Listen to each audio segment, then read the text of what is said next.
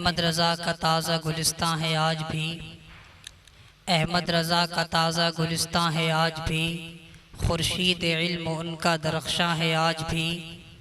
सब उनसे जलने वालों के गुल हो गए चराग, सब उनसे जलने वालों के गुल हो गए चराग। अहमद रज़ा की शम्मा फरोज़ां है आज भी। आज की तकरीर का मौज़ू सुख़न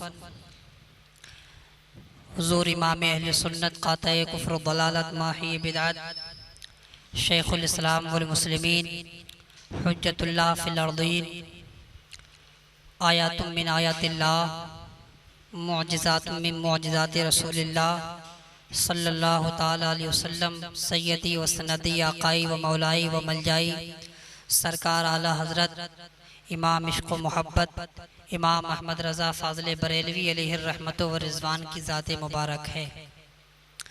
सरकार आला हज़रत रज़ी अल्लाह ताला अन्हु अपने ज़माने के उलमाओं में, अपने ज़माने के उलमा में मुमताज़ हैसियत रखते थे। सरकार आला हज़रत इमाम अहमद रज़ा, लोगों ने इमाम अहमद रज़ा को बहुत बयान किया और मुझ जैसा कम अक्ल और नाक़िस तालिब इल्म इमाम अहमद रज़ा की हद को नहीं समझ सकता, इसलिए कि वक्त के एक मुफक्किर का कौल है कि इमाम अहमद रज़ा को हमने 100 साल के अंदर सिर्फ 10% समझा है। इमाम अहमद रज़ा को 100 साल में हमने 10% समझा है। मुकम्मल समझने के लिए हमें 900 साल की और ज़रूरत है। पता चला ना हम 900 साल पाएंगे और ना इमाम अहमद रज़ा को समझ सकते हैं। ये मेरा इमाम है, अहले सुन्नत का ताजदार। मेरा इमाम बहुत कुछ था।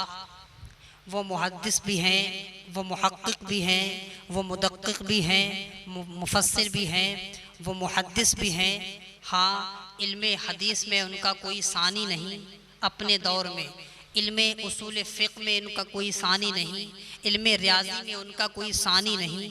हाँ, मेरे इमाम का 14वीं सदी के अंदर कोई सानी नहीं मिलता है।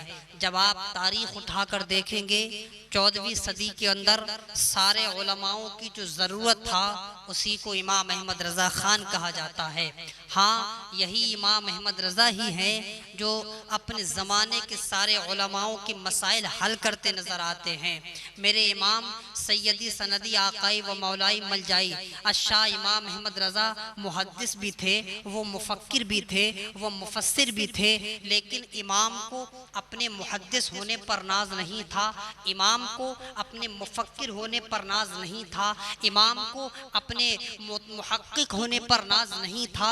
वो इस बला के शायर भी थे, लेकिन इमाम को शायर होने पर नाज नहीं था, बल्कि अगर नाज था तो अपने इश्क़ रसूल पर नाज था, अगर नाज था तो मोहब्बत रसूल पर नाज था। खुद मेरे इमाम फरमाते हैं, जान है इश्क़ मुस्तफ़ा रोज़े फजू करे खुदा, जिसको हो दर्द का मज़ा नाज़े दवा उठाए क्यों। मेरे इमाम का इश्क़ रसूल इस बला का था और मेरे इमाम शायर भी इस बला के थे कि उनकी शायरी में उन जैसा कोई शायर नहीं मिलता, उन जैसा कोई अदीब नहीं मिलता, उन जैसा कोई खतीब नहीं मिलता, उन जैसा कोई मुफस्सिर नहीं मिलता, उन जैसा कोई मुहक्किक नहीं मिलता, उन जैसा कोई मुदक्किक नहीं मिलता। उनके ज़माने में 14वीं सदी के अंदर यक्ताए रोज़गार की हैसियत रखती थी मेरे इमाम की ज़ात। इमाम अहले सुन्नत फ़ाज़िल बरेलवी रज़ी अल्लाह ताला अन्हु इस बला के शायर थे, इस बला के शायर भी थे, लेकिन उससे पहले उनके दिल में जो इश्क़ रसूल का समंदर मौजे मार रहा था, उस समंदर की आप सुने। समंदर के बारे में मेरे इमाम फरमाते हैं, जान है इश्क़ मुस्तफ़ा रोज़े फजू करे खुदा, जिसको हो दर्द का मज़ा नाज़े दवा उठाए क्यों। ये मेरे इमाम का इश्क़ रसूल है। हाँ हाँ, मेरे इमाम ने सबसे ज़्यादा मोहब्बत की है तो मेरे आका से मोहब्बत की है। मैं इसीलिए कहा करता हूँ कि नबी का जो ग़ुलाम है सुन्नियों का वो इमाम है। लोग कहते हैं ये 5वें इमाम कहाँ से आ गए, अमा ये वो इमाम नहीं है जो इमाम आज़म जैसा इमाम हो, इमाम शाफ़ई जैसा इमाम हो, इमाम अहमद इब्न हम्बल जैसा इमाम हो, इमाम मालिक जैसा इमाम हो, बल्कि ये वो इमाम है, नबी का जो ग़ुलाम है, हमारा वो इमाम है। यही इमाम अहमद रज़ा की ज़ात है। इस बला के शायर हैं, इस बला के शायर हैं। मेरे जैसा अदना से तालिब इल्म होने के बावजूद मैंने अपनी हैसियत के मुताबिक इकबाल को भी पढ़ा, मैंने उर्फी को भी पढ़ा, मैंने मिर्ज़ा गालिब को भी पढ़ा, हाँ मैंने मीर तकी मीर को भी पढ़ा है।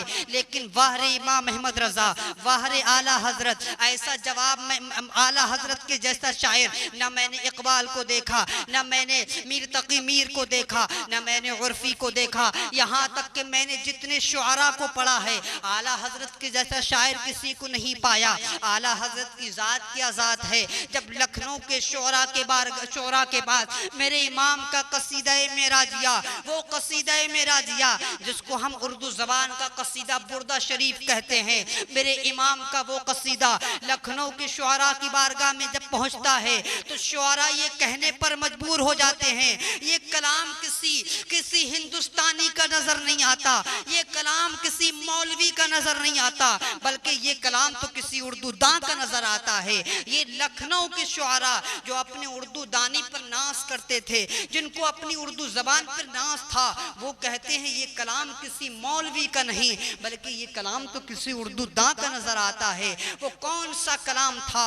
वही कलाम तो था मोहसिन काकोरवी जब आला हजरत की बारगाह में कसीदा मेराजिया लिख कर लाए थे और अर्ज करते हैं, मेरे आका मैंने कसीदा मेराजिया लिखा है, उस कसीदे को आप चेक कर लीजिए और चेक करने के बाद इस्लाह फरमा दीजिए। मोहसिन काकोरवी की सारी बात को आला हजरत ने समाअत किया, लेकिन मेरे इमाम ने मोहसिन काकोरवी की जैसे ही कलाम को देखा, कभी उसमें बादलों का तज़किरा है, कभी गंगा जल का तज़किरा है, कभी दुनिया की किसी लैला से उसकी तशबीह दी गई है। मेरे इमाम ने सोचा नहीं नहीं, जिस शान से मेरे महबूब को, महबूब परवरदिगार को मेराज हुई है, उस शान से इसमें उस शान का ये कसीदा नहीं लिखा गया है। मैं इसकी इस्लाह तो किए देता हूँ, लेकिन मेरे इमाम ने मोहसिन काकोरवी से कहा था कि जाओ जाओ जाते जाते एक कसीदा जो तुमने मेराजिया लिखा है, बल्कि एक जाते जाते मेरा कसीदा भी मेराजिया लेते जाइए। इमाम अहमद रजा ने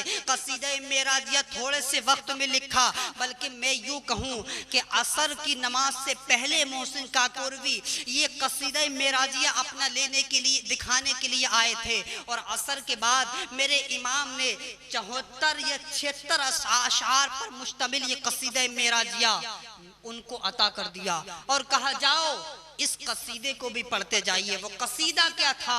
उर्दू जबान का कसीदा बुर्दा शरीफ था। कसीदा था वो सरवरे किश्वरे रिसालत जो अर्श पर जल वगर हुए थे, नए निराले तरफ के सामा अरब के मेहमान के लिए थे। यही कसीदा था इमाम अहमद रजा बला के शायर के। वो किस बला के शायर थे मैं बताऊंगा, लेकिन उससे पहले उनका इश्क रसूल देख लीजिए। मेरे इमाम का इश्क रसूल किस हैसियत का था? इमाम अहमद रजा खुद फरमाते हैं, अल्लाह की सरताबा कदम शान है ये, इंसान ही इंसान वो इंसान है ये। कुरान तो ईमान बताता है इन्हें, ईमान ये कहता है मेरी जान है ये।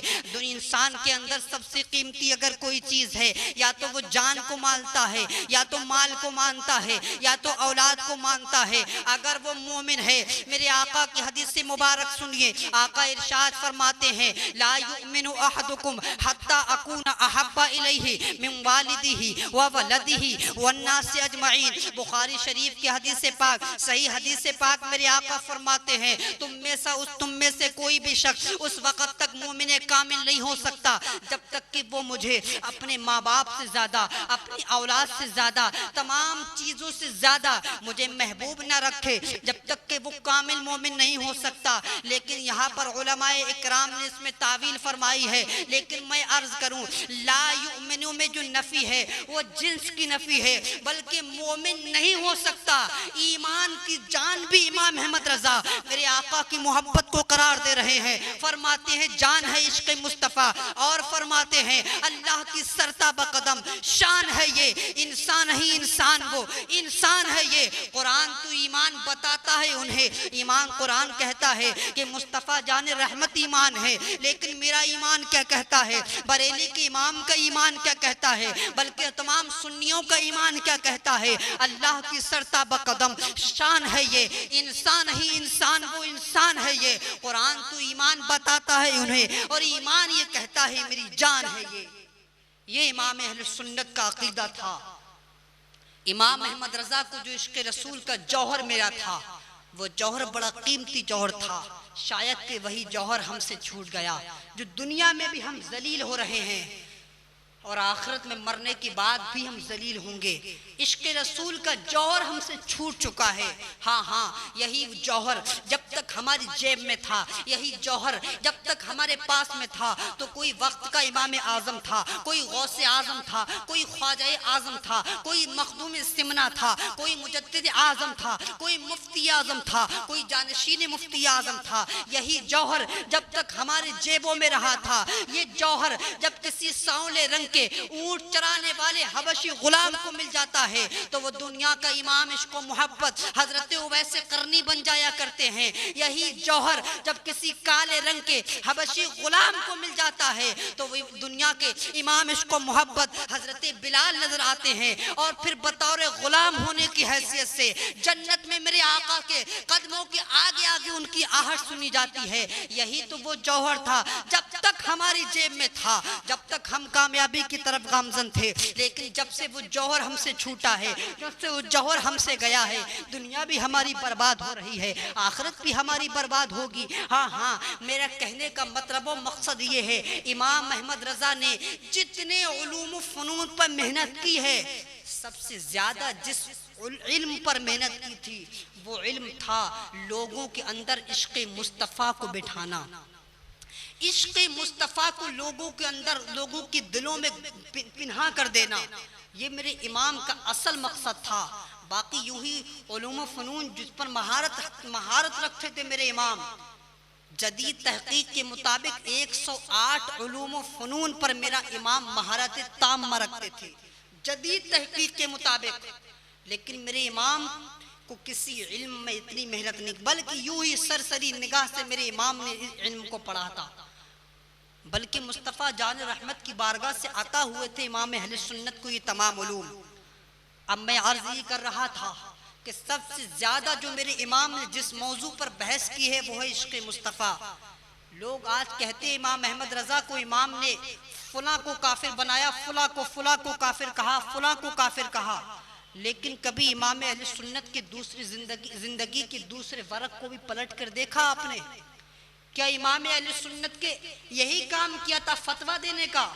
नहीं, बल्कि इमाम अहले सुन्नत की जिंदगी का दूसरा वर्ग भी ओपन कीजिए, उसको वहां कीजिए, फिर पता लगेगा आपको कि इमाम अहले सुन्नत की जिंदगी का असल मकसद क्या था। और मैं एक बात और बता दूं, इमाम अहले सुन्नत ने किसी को काफिर नहीं बनाया, बल्कि उलमाए अरब, उलमाए अजम, उन्होंने उनसे पहले फतवे की तस्दीक कराई, बल्कि ये तमाम बातों का प्रचार बरेली से हुआ था।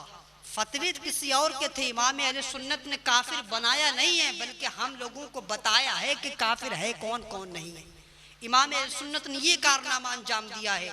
आज लोग कहते हैं कि इमाम अहमद रजा अंग्रेजों के एजेंट थे। नहीं, इमाम अहमद रजा को आप फिर से पढ़िए, इमाम अहमद रजा की जिंदगी का फिर से मुताला कीजिए। मेरे इमाम ऐसी जात थी इमाम अहमद रजा की। अगर इमाम अहमद रजा अंग्रेजों के एजेंट होते, जिस वक्त महात्मा गांधी ने इमाम अहमद रजा से मिलने का इरादा किया था, इमाम अहमद रजा ने बर्जस्ता फरमाया था, मैं नहीं मिलना चाहता।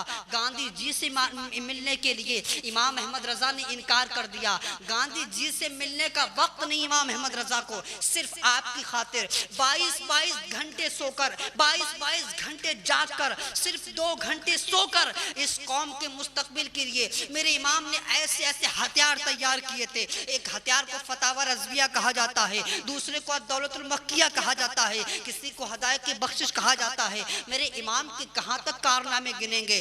फतावा रज़विया के बाद सबसे छोटी किताब हदायत की बख्शिश ही लीजिए। हदायत की बख्शिश में मेरे इमाम ने कसीदा मेराजिया लिखा। फरमाते हैं वो सरवरे किश्वरे रिसालत, किस बला के शायर थे मेरे इमाम। वो सरवरे किश्वरे रिसालत जो अर्श पर जलवगर हुए थे, नए निराले तरफ के सामा अरब के मेहमान के लिए थे। आगे फरमाते हैं थके थे रूहुल अमी के बाजू, थके थे रूहुल अमी के बाजू, कहाँ वो दामन कहाँ वो पहलू, कहाँ वो दामन कहाँ वो पहलू, रिकाब छूटी उम्मीद टूटी निगाहे हसरत के वलवले थे। इमाम अहमद रजा की जात को आप क्या समझे, इमाम अहमद रजा की फिक्र की उड़ान को आप क्या समझे। वो जिब्रील जो एक पलक मारे तो आसमान से जमीन पे आ जाए। मेरे आका जब मेराज की रात तशरीफ ले गए थे, लोग अभी तक चक्कर में है कि मेराज हुई है या नहीं हुई, किससे मेराज हुई है। क्या सिर्फ बशर बगैर ऑक्सीजन के खला में जा नहीं सकता, और अगर गया तो वापस आ नहीं सकता। ये बशर की पहचान है। मुस्तफ़ा जान रहमत को मेराज हुई या नहीं हुई, लोग मुनाजरे में उलझे हैं कि मेरे आका को मेरा, कोई कहता है अक्सा तक मेराज हुई, कोई कहता है अक्सा तक मेराज हुई। तो फिर जब अक्सा तक मेराज हुई, सुम्मा दना फतदल्ला, ये किसके लिए आया, मुझे आप बताएं, ये किसके लिए आया। फकाना काबा कौसैन औ अदना, ये किसके लिए आया। और जो मेराज की रात में हजरत मूसा अलैहिस्सलाम ने मेरे आका से फरमाया था, इरजी इला रब्बिक, पलटिए अपने रब की तरफ, पलटिए अपने रब की तरफ। पलटता वो है जो वहां होके आता है। मूसा ने अर्ज की थी इरजी इला रब्बिक, पलटी। मिशकात शरीफ और बुखारी शरीफ की हदीस से पाक है, इरजी इला रब्बिक, पलटिए अपने रब की तरफ। वो किसके लिए फरमाया था। पता चला मेरे आका को मेराज हुई और जिस्मानी तौर पर मेराज हुई। अब जब मेराज के लिए आका तशरीफ ले गए, आमिना के लाल के उड़ान के आगे जिब्राइल भी थक गए। इमाम कहते थके थे रूहुल अम्मी के बाजू, कहाँ वो दामन कहाँ वो पहलू, रिकाब टूटी उम्मीद, रिकाब छूटी उम्मीद टूटी, निगाहे हसरत के वलवले थे। हजरत जिब्राइल भी निगाहे हसरत से देख रहे थे कौन है ये। जिब्राइल भी निगाहे हसरत से देख रहे थे। जिब्राइल की थकान, जिब्राइल की परवाज़ ख़त्म हो गई। हाँ, इल्मे ज्योमेंट्री को किस तरीके से मेरे इमाम ने बयान किया वो भी समात कर लें। एक कसीदिया है, कितने उलूम फ़नून के दरिया बहा रहे हैं। इल्मे ज्योमेंट्री से ताल्लुक़ रखने वाला फिर से मेरे इमाम को पढ़े। मेरे इमाम अहमद रजा फरमाते हैं, कमाल इम्कान के झूठे नुक्तों तुम अव्वल आखिर के फेर में हो। यानी मेरे इमाम इल्मे ज्योमेंट्री वालों को दर्स देते हैं। इल्मे ज्योमेंट्री क्या होता है, कमाल इम्कान के झूठे नुक्तों तुम अव्वल आखिर के फेर में हो। मुहीत की चाल से तो पूछो। मुहीत जानते हैं आप, मुहीत उसको कहा जाता है, एक पिरका, हमारे इलाके में पिरकार बोलते हैं। उसके अंदर पेंसिल फंसाने के बाद उसको जब घुमाया जाता है, गोल दायरा बनता है। दायरा बनने के बाद उस दायरे से अच्छे मुहक्किक से पूछने, अच्छे प्रिंसिपल से पूछने, अच्छे मुफस्सिर से पूछने, किसी भी इंसान से पूछने कि इस दायरे की शुरुआत कहाँ से हुई है, ये दायरा ख़त्म कहाँ हुआ है। आप ये पूछने, कोई भी आपको बता न सकेगा कि इस दायरे की शुरुआत कहाँ से हुई है और इस दायरा का ख़त्म कहाँ हुआ है। मेरे इमाम फरमाते हैं, कमाल इम्कान के झूठे नुक्तों तुम अव्वल आखिर के फेर में हो कि मुस्तफ़ा जाने रहमत यहाँ से गए हैं, यहाँ पहुँचे हैं। मुहीत की चाल से तो पूछो, किधर से आए किधर गए थे। अमा जब मुहीत को नहीं समझ सकते तो मुहीत इल्मे ज्योमेंट्री जिसके दर की कनीज है, तुम भला मुस्तफ़ा जाने रहमत को क्या समझ सकोगे। इल्मे ज्योमेंट्री को एक शेर के अंदर समझा दे, उसी को इमाम अहले सुन्नत कहा जाता है। कितने उलूम फ़नून एक कसीदे के अंदर मेरे इमाम ने समा दिए हैं। अब जरा आइए इल्मे तसव्वुफ की बारगाह में चलिए। लोग कहते हैं कि जा नहीं सकते मुस्तफ़ा, अल्लाह के पास जा नहीं सकते, कैसे जा सकते हैं। मेरे इमाम फरमाते हैं, कौन जा सकता है। कोई कहता है बशर जा सकता नहीं, गया तो आ सकता नहीं, बगैर ऑक्सीजन के खला में जा सकता नहीं। मेरे इमाम फरमाते हैं, वही है अव्वल, वही है आखिर, वही है जाहिर, वही है बातिन। यानी वो अव्वल भी हैं, वो आखिर भी हैं, वो जाहिर भी हैं, वो बातिन भी हैं। उसी के जलवे, उसी से मिलने, उसी से उसकी तरफ गए थे। यानी खुदा के हम जुदा भी नहीं मानते, लेकिन मुस्तफ़ा को हम खुदा भी नहीं मानते। मेरे इमाम ने इल्मे तसव्वुफ का ये पहलू किस तरीके से सुलझा दिया। यानी अच्छा सूफी जिस मसले को हल न कर सका कि कौन गया था, इमाम फरमाते हैं, वही है अव्वल, वही है आखिर, वही है जाहिर, वही है बातिन। उसी के जलवे, उसी से मिलने, उसी से उसकी तरफ गए थे। ये मेरे इमाम के इल्म की रानाइयाँ हैं। इमाम को कोई बयान नहीं कर सकता, इसलिए कि बहुत बड़े मुफक्किर का कौल है, आला हजरत को हमने 100 साल में सिर्फ 10% समझा है। आला हजरत को मुकम्मल समझने के लिए हम 900 साल हमें और दरकार हैं। जब हमें 900 साल नहीं मिल सकते, पता चला आला हजरत हमारी समझ से बाहर है। हाँ हाँ, मैं ये क्यों ना कह दूं, अहमद रजा की ताज़ा गुलिस्तां है आज भी, खुर्शीद इल्म उनका दरख्शां है आज भी, और सब उनसे जलने वालों के गुल हो गए चराग, अहमद रजा की शम्मा फरोज़ा है आज भी।